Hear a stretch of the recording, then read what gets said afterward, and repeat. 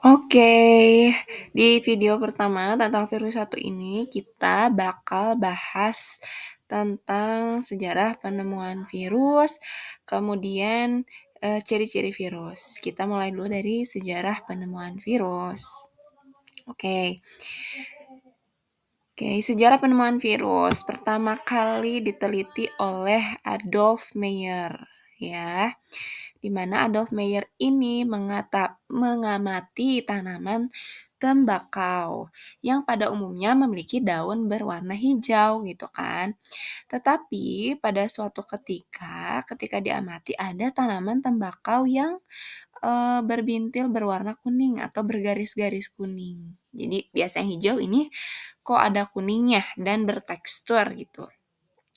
Kemudian, Adolf Meyer menyatakan bahwa tanaman tembakau yang berbintil kuning itu sepertinya terserang suatu penyakit gitu ya. Kemudian beliau mengekstrak bagian daunnya.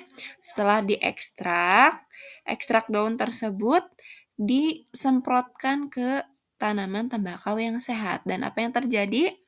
Tanaman tembakaunya menjadi sakit. Nah, berdasarkan hal ini, Adolf Meyer menyimpulkan bahwa tanaman tembakau ini terinfeksi oleh sesuatu dan menjadi sakit. Nah, kemungkinan besar agen penginfeksinya itu adalah bakteri. Karena saat itu sudah ditemukan bakteri dan juga mikroskop cahaya.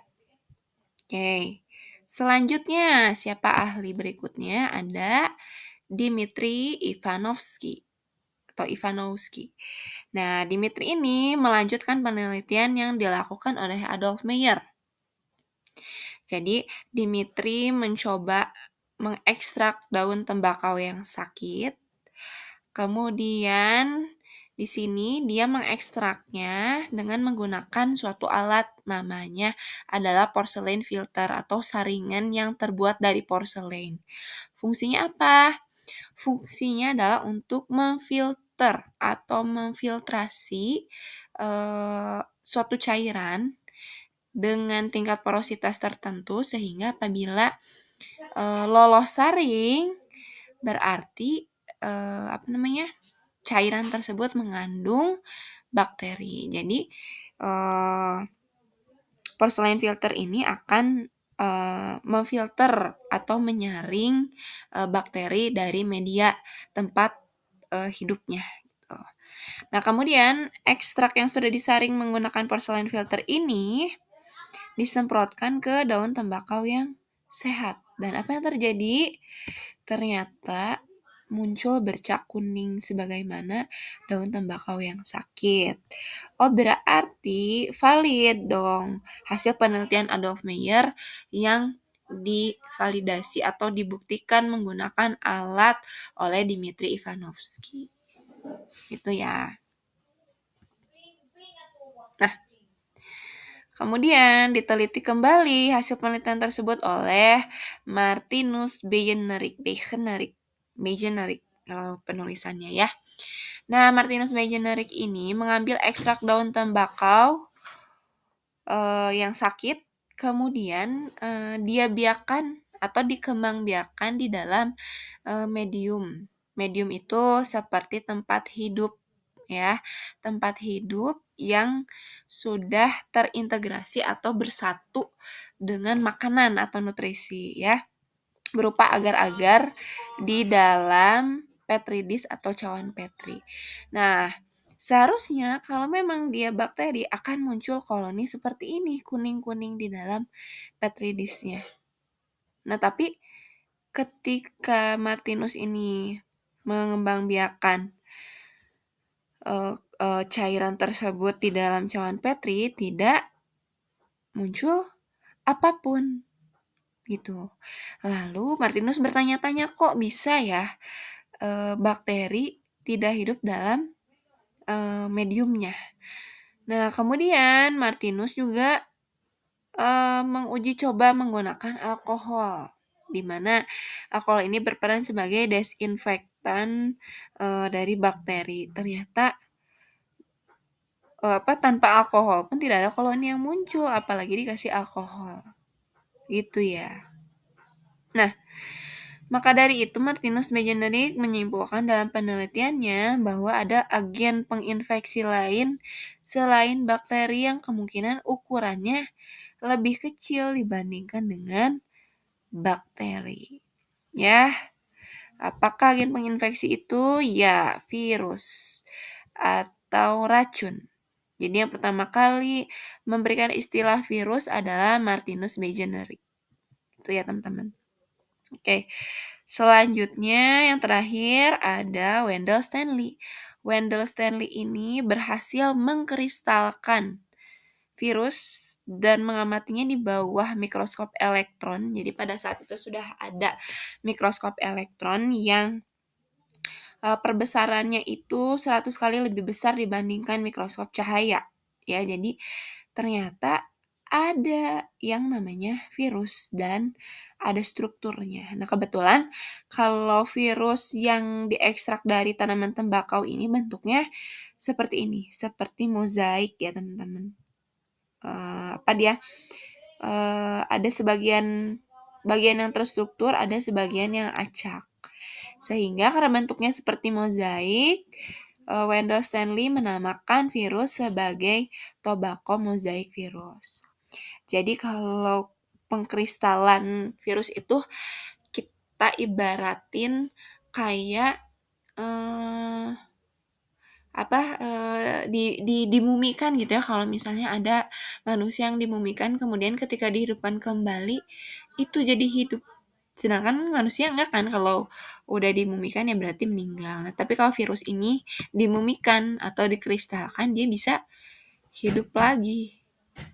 Itu ya. Jadi spesialnya dari virus. Itu tentang sejarah penemuan virus. Oke. Selanjutnya kita ke ciri tubuh virus. Yang pertama ada ukuran tubuh virus. Di sini ya teman-teman. Di sini ada beberapa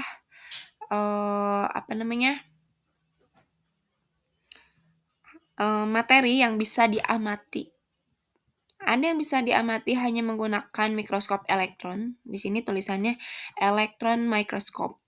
Kemudian ada yang bisa diamati menggunakan mikroskop cahaya atau light microscope sebagaimana waktu itu kita praktikum di laboratorium ya.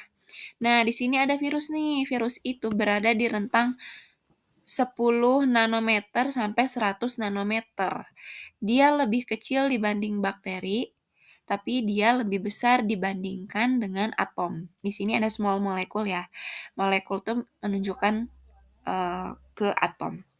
Nah, Bu, nggak kebayang deh nanometer itu sekecil apa. Kita bayangin ya. 1 meter manusia, kurang lebih balita ya, yang punya tinggi dengan 100 cm. Nah, balita itu ibaratnya dibagi 9 ya. Karena nanometer itu 10 pangkat minus 9 meter, berarti 0,000000001 meter. Itu ya. Jadi 1 banding 10 pangkat minus 9 meter. Kecil sekali sehingga mikroskop cahaya pun tidak bisa mengamatinya.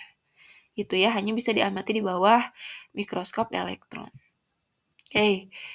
Nah, selanjutnya ada struktur tubuh virus. Nah, jadi virus itu punya bukan struktur sih, Ibu lebih senangnya ke ciri umum gitu ya. Ada yang sifat yang pertama ada aseluler. Aseluler, seluler itu artinya sel dan A itu artinya tidak. Ya, berarti dia nggak punya sel. Nah, sedangkan yang kita pelajari di bab selanjutnya, di bab klasifikasi makhluk hidup, ada 6 kingdom dan semuanya itu punya sel. Ya, tapi ada yang uniseluler atau bersel tunggal, ada yang multiseluler. Sedangkan virus itu aseluler, nggak punya sel sama sekali. Kemudian dia parasit obligat. Parasit obligat tuh gimana ya? Parasit kan artinya dia merugikan. Obligat itu mutlak gitu ya. Jadi misalnya gini, kita itu kan manusia. Ciri manusia itu sebagai makhluk hidup salah satunya adalah bernafas yang membutuhkan oksigen. Nah, kalau dalam biologi istilah membutuhkan oksigen itu adalah aerob. Nah, Ibu tanya, kalau misalnya manusia hidup di lingkungan yang tidak ada udara, tidak ada oksigen, apa yang terjadi? Mati kan? Nah, berarti manusia itu aerob obligat ya. Jadi kalau tanpa oksigen dia akan mati. Begitu juga virus. Dia itu harus merugikan makhluk hidup lain gitu supaya dia bisa hidup. Nah, siapa yang dirugikan? Yang dirugikan adalah sel inang. Inang itu adalah apa namanya? Makhluk hidup yang akan dibuat rugi oleh atau yang akan diparasiti oleh virus. Nah, virus ini hanya akan hidup kalau inangnya hidup. Kalau inangnya mati, baru dia juga mati. Jadi parasit obligat itu kurang lebih kayak gitu. Selanjutnya, ciri lainnya adalah memiliki asam nukleat. Nah, asam nukleat ini bukan hampir, setiap makhluk hidup pasti memiliki asam nukleat ya. Kalau manusia punya DNA dan RNA itu ya, atau materi genetik. Nah, kalau virus itu hanya punya salah satunya DNA atau RNA. Nah, asam nukleat ini juga jadi penentu dalam pengelompokan virus. Jadi nanti ada virus DNA, ada virus RNA. Nah, yang terakhir cirinya adalah kemampuannya bereproduksi atau memiliki keturunan atau memperbanyak diri. Itu ya, reproduction, memproduksi kembali. Nah, dari keempat ciri ini, teman-teman, ada 2 ciri yang mengelompokkan virus ini menjadi makhluk hidup, tapi ada 2 ciri juga yang mengelompokkan virus tersebut sebagai makhluk tak hidup. Ya, kita lihat. Jadi, ciri yang aseluler dan parasit obligat ini menunjukkan atau mengelompokkan virus sebagai makhluk tak hidup. Karena kan kalau contohnya manusia itu punya sel, begitu juga bakteri ya sebagai kingdom paling sederhana. Kemudian apakah parasit obligat? Enggak. Misalnya manusia itu masih bisa hidup tanpa perlu merugikan orang lain gitu ya. Misalnya kita buat makan ya mencari makanan sendiri gitu ya, tanpa perlu membuat makhluk hidup lain dirugikan. Kemudian sedangkan ciri yang memiliki asam nukleat dan mampu bereproduksi itu mengelompokkan virus sebagai makhluk yang hidup.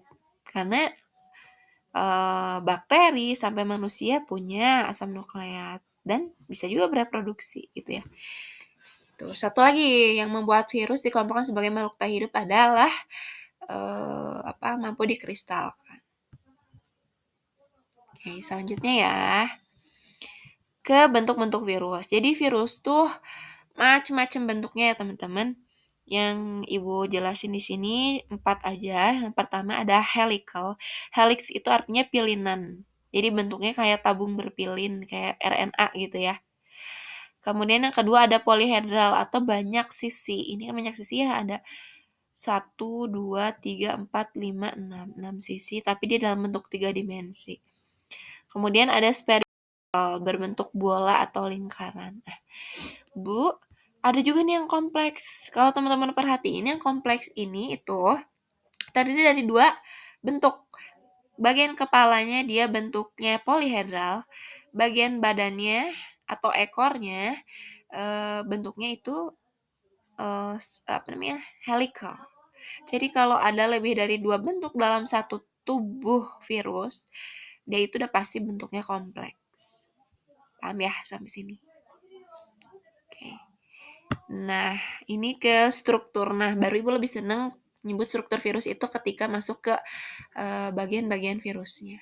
Oke, ini ada salah satu contoh tubuh virus. Apa nama virusnya, Bu? Nama virusnya adalah bakteriofag atau virus yang menyerang bakteri. Terdiri dari 3 bagian tubuh, ada kepala, leher, dan ekor. Di kepala ada kapsid. Kapsid itu kayak bagian tengkorak ya. kalau di kepala kita. Kemudian di dalamnya ada asam nukleat. Ya, kalau kebetulan untuk bakteriofag itu dia dalamnya DNA. DNA gitu ya. Nah, DNA itu sebagai otaknya. Kalau di kita kan sebagai pusat koordinasi gitu ya.